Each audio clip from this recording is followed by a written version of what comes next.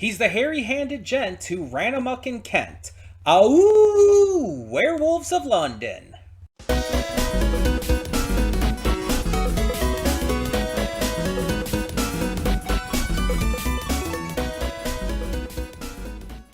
Hey everyone, welcome to Princess Gay. I'm your host Connie, and today we are here with another reaction to the Werewolf movie week. And today we've got a big one.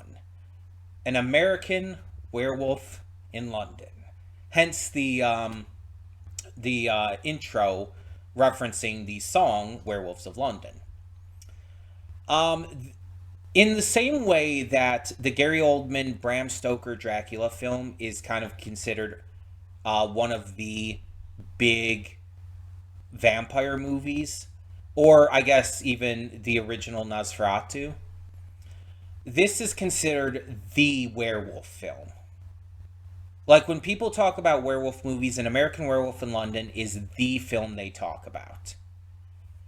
And part of that is because there just hasn't been as many werewolf movies as there has been with vampire ones, which I've talked about, like, I think every day this week. But it's also just the lasting legacy of this film. This movie is exceptionally well received. And I do know that the werewolf transformation in this, which I've only seen like a tiny bit of, like, because of, social media and YouTube and stuff. Of course, I've seen at least some of it. I've only seen like a tiny portion of it, though. But I know that this is considered the single best werewolf transformation in media, which I'm definitely curious to see it. Throughout this week, we've had these werewolf movies that have been, mostly pretty damn good. I really liked Wolfman. I liked Wolf a lot as well. And Ginger Snaps, I was like, the vast majority of it I liked.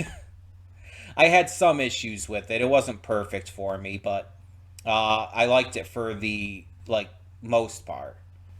But then you have, like, this movie, and it's like, I don't know. I don't know what I'm going to think of this, but I have high hopes, because this is not the only, like, classic horror film that really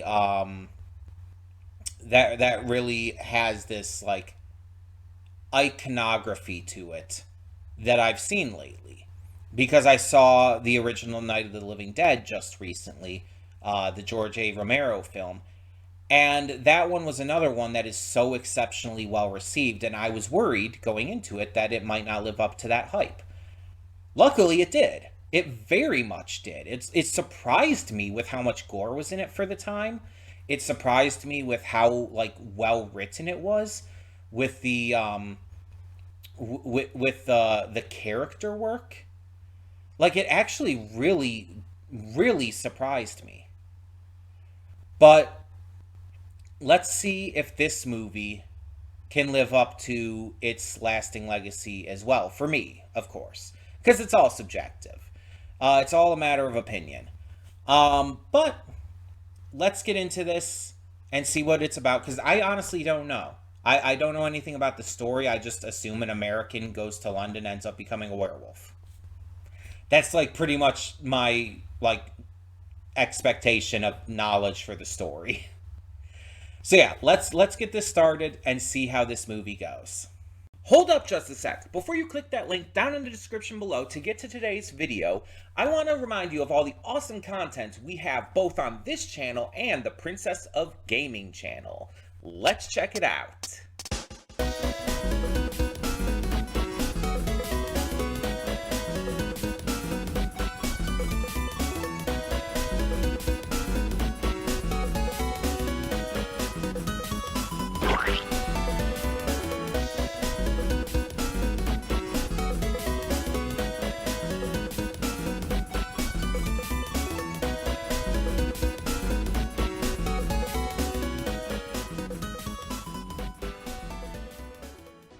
And we are back, and we'll begin with spoilers in 3, 2, 1, now. So, there are Some negatives I do have with this movie.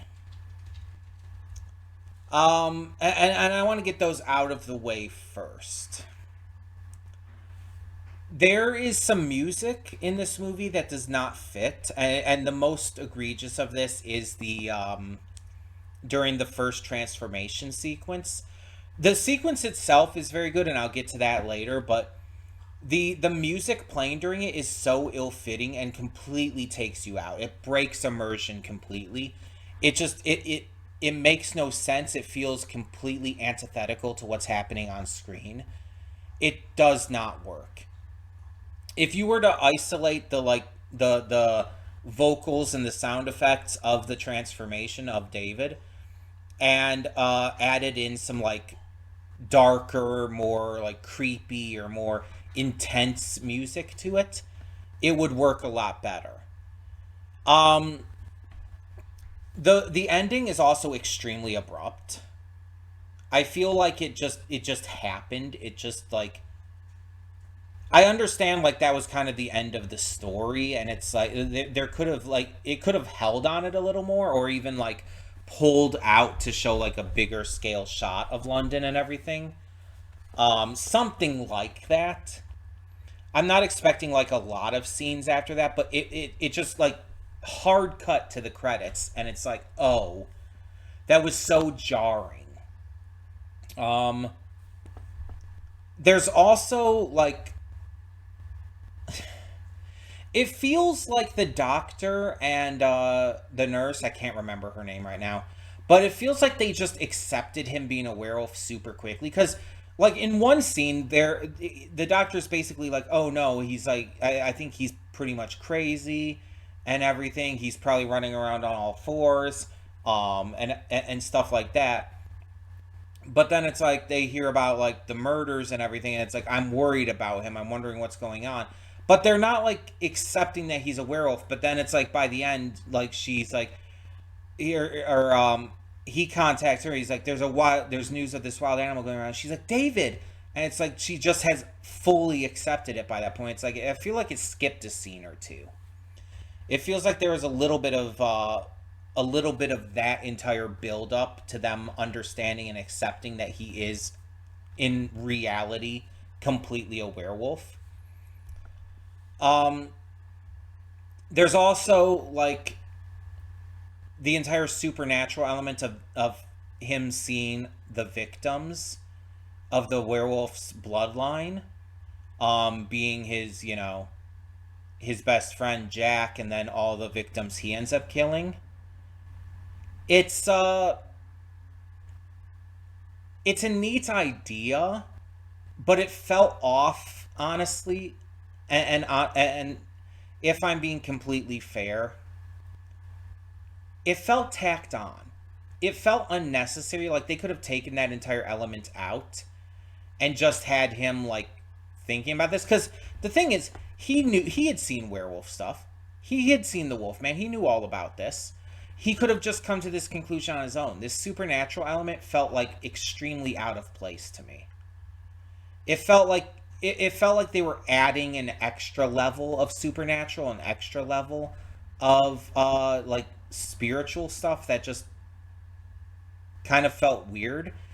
Um, the village, the people in the village who are clearly hiding this entire thing, and like acting like all of this wasn't happening, and like being super aggressive towards anyone who even like asked about it or showed up or anything. It feels like they were completely underutilized. Like showing them at the beginning and everything, and showing the fact that they were the ones who ended up killing the werewolf and saving David. Like they didn't come back until well later when the doctor went to investigate, and then he's just like he ends up talking to one of them briefly, but that dude is scared away by the more aggressive guy, and the doctor ends up leaving, and it's just like I just feel like they could have been explained more, and like the doctor at least could have like looked into the village a little more. Maybe even like the other guy could have come back, or the woman, the bartender, the pub woman, you know what I mean. She could have like come back and maybe like helped him out or something and explained things a little more, like about the village and the mythology around the area and why this is happening. It felt like there was a lot of lore specifically that was left out. And some people would say like, "Oh, but that's the point. It's supposed to be mysterious." But it feels like it was part of the intention to delve into that lore, and they cut it from the movie. And I don't know if that's the case, but it feels like that. It really does. Um, on top of that, I feel like there's certain elements of this that were a bit rushed. And I feel like this movie could have benefited from being a little longer. The romance between him and the nurse could have been delved into a little bit more. It could have been a lot better handled, honestly. It felt like it was extremely quick, extremely rushed. They fell in love like super easily. And that can happen. I mean, obviously, like they both acknowledged that they thought each other were very attractive and that a lot of their interest in each other came from that. But I feel like there could have been a lot more setup and build up to it. The Scotland Yard guys, the police, completely pointless. They had no role in the end. They were just there to be well, the main guy, the inspector, was just a contrarian, and the other guy was like, a lot nicer, but neither of them had a purpose in the end. They were completely arbitrary characters that could have been cut out without affecting anything. It's just like they didn't add anything to the film. They felt like a waste of time, honestly. That could have been dedicated to other stuff. Um, Now that I've gotten a lot of that stuff out of the way, let's talk about stuff I liked. Going back to the transformation sequence, I don't know if the transformation was entirely practical or if it was just like mostly practical. Let me see if I can like look that up. I'll just like type into Google um if it was the werewolf transformation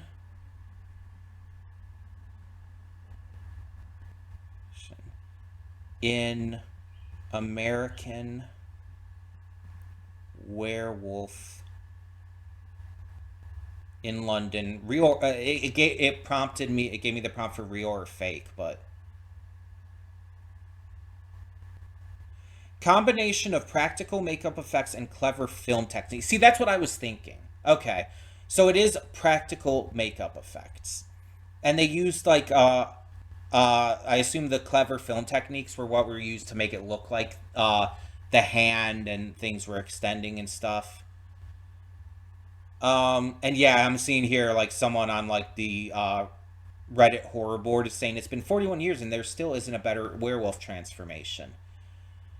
Um, Stuff like that. I just want to see if it was practical, and yeah, it appears to be practical. Uh, it looked really good in terms of the visuals of it, in terms of the makeup work. It looked great. Definitely have to give a lot of credit there. I don't think it was quite on the level of like something like The Thing, but to be fair, John Carpenter's The Thing is like the single best practical effects I've ever seen. So it's hard to beat that. But these were really good. These were definitely up there. Like I said, though, I didn't like the music playing during the transformation sequences. It did kind of, or the first transformation sequence, it did take me out. It did break the immersion quite a bit for me. But the actual transformation itself and the effects used were great. I also liked the actors. I thought the actors did a very good job. None of them felt like they were phoning in their performances or they were the wrong choice. I feel like all the actors were well chosen. Um, I liked the setting, both in and around the village and the marsh, as well as in London itself. getting to see the differences there, as well as the sets that they used were pretty good. I liked like the building, the flat where she lived, and the area around that. It looked really nice. I don't know if they filmed like on location anywhere or if some of this was set work. I don't know, but it looked good. It was very good for the film, and it really did sell a lot of the scenes well. Um, I like some of the other music used in it, even if some of the music was ill placed. I did like some of the other music used. Bad Moon Rising, phenomenal choice. Honestly, if you played that during the transformation sequence, that would have been better, but it still would have been a little silly. The problem is the transformation sequence is such like an iconic part of werewolf media that it has to be taken super seriously if you unless the movie or piece of media is meant to be silly. But this isn't. This is meant to be a serious werewolf film.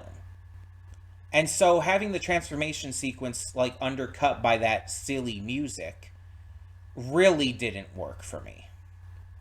But going back into more things I liked the cinematography of things. Um, and going back to other makeup as well. I like the makeup for other characters too. Not just for the werewolf and the different stages of the transformation sequence, but I like the different makeups they did for Jack through his stages of decomposition and whatnot. Honestly, fantastic. Honestly, I almost want to say that makeup was better than the werewolf makeup.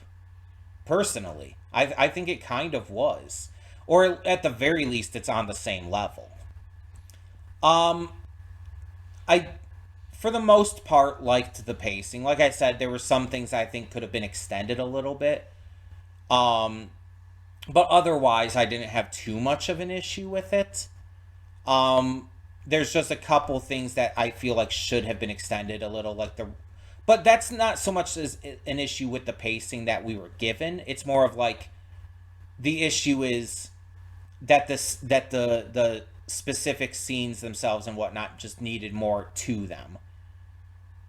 I feel like that's more of a writing issue than anything. Um, in terms of in terms of the just overall like camera work, I thought it worked out pretty well. They did like a lot of stereotypical things, and let's be honest, there's a lot of things in this that are stereotypical to a lot of old horror films.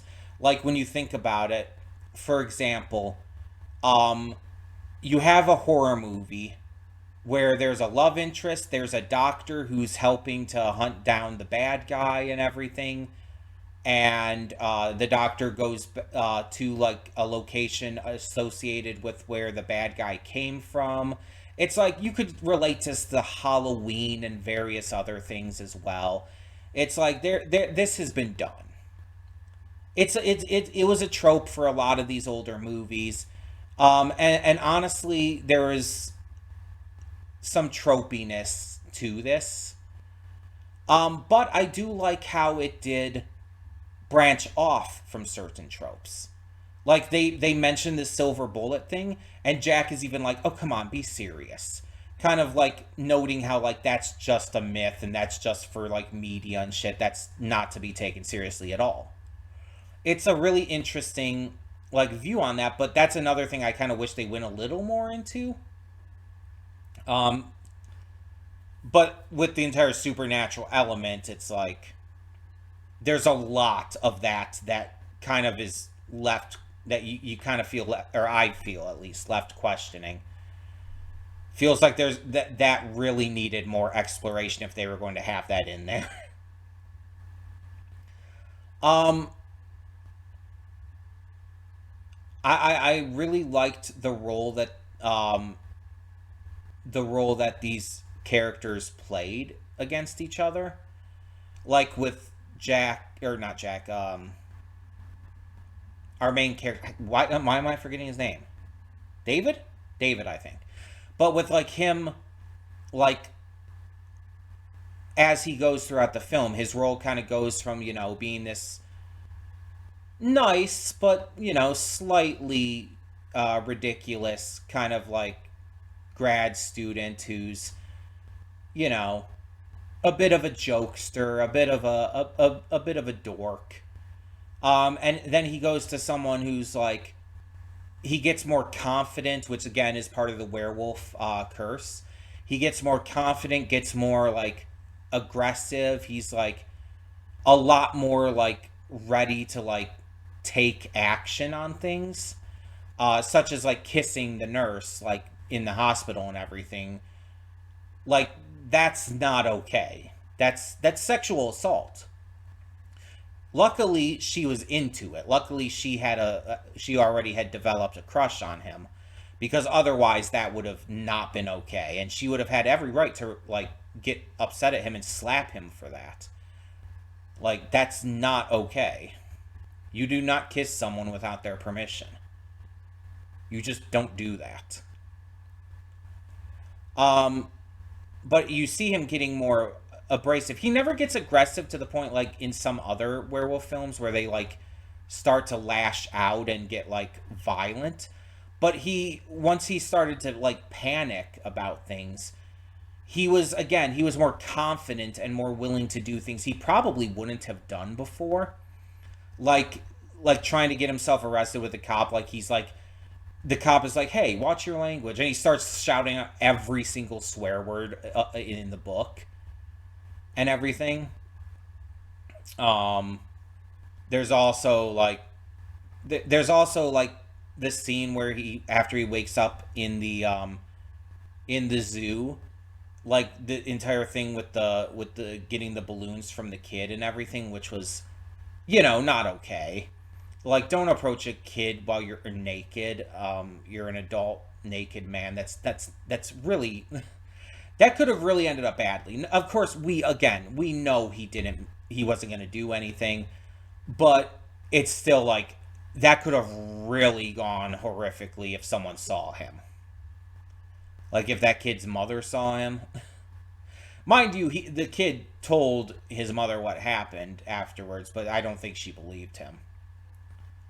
Um, but then him like running throughout the zoo and everything and like taking clothes and stuff. Again, this is taking the jacket. I don't think he would have done this prior.